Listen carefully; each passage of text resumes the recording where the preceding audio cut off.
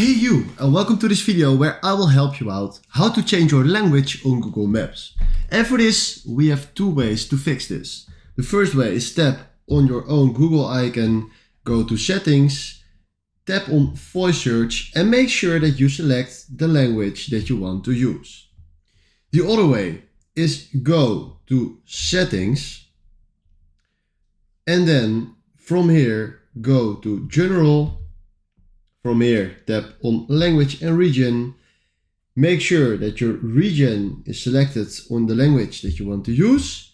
And make sure that the languages or the most common language is standing up here. For me, it's English UK. So make sure that that language is standing up or on the most upper way that you can select it. So it's not have to stand here, just it needs to stand on the uppermost layer.